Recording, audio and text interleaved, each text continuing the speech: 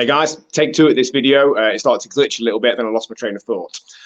So I've exchanged a lot of messages over the last few days with a lot of different people, but the same things come up a number of times in different conversations, which, as always, if certain people are saying certain things, have certain questions or certain challenges or frustrations, I know they won't be the only ones, and other people will benefit from hearing about that. And in these particular cases, these people were expressing frustration at the fact that certain things would need to happen for them to get the results they wanted to.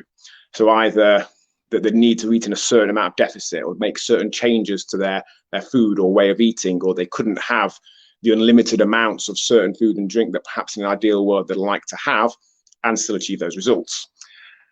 And I get that. It would be nice if things were different.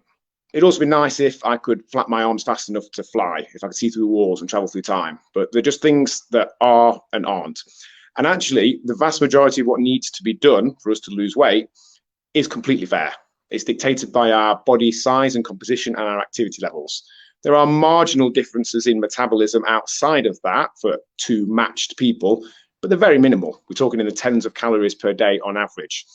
So actually, if we need to lose an amount of weight, the adjustments we need to make for that to happen are just completely fair. And accepting that and being okay with that is hugely powerful. Arguing with reality is frustrating and difficult. It's like the cartoon you see of an old man shaking his fist at a cloud.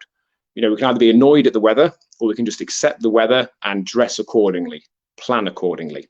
We can either be annoyed at the fact that we need to create a certain amount of calorie deficit in our body to lose a certain amount of weight, or that we need to do certain other things to make certain changes in our lives, or we can just accept them. Acceptance isn't admitting defeat, it's just being aware of just what is.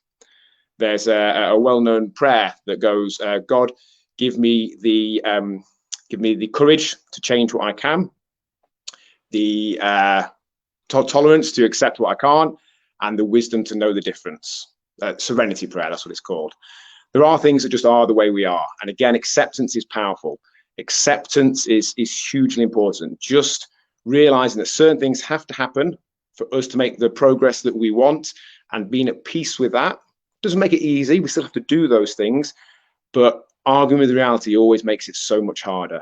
Wishing something that just wasn't, will never help us. Being frustrated and annoyed about the fact that we'll have to make certain changes to our way of eating or living or exercise will just make it harder than it has to be.